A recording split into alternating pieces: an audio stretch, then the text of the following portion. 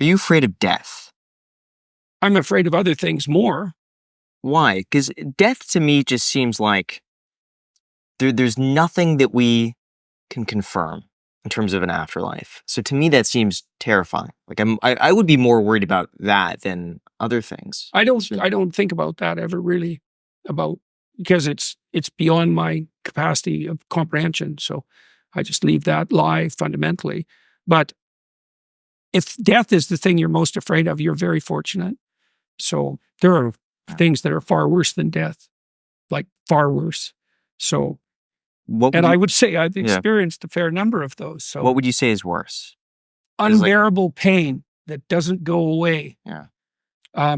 Moral culpability.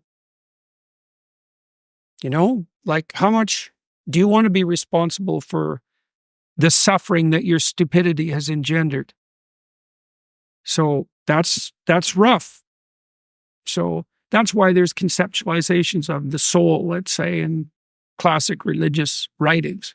You strive to protect not your life, but your soul. And that's right. And it's hard for modern people to understand that because modern people think that there's no death, no fear worse than the fear of death. But that's just because they lack imagination. So if you have enough imagination, this is why the terror management theorists, for example, are wrong.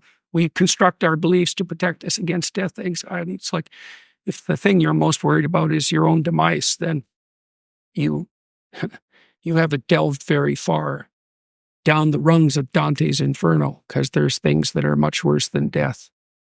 So that's why sometimes people regard death as a relief.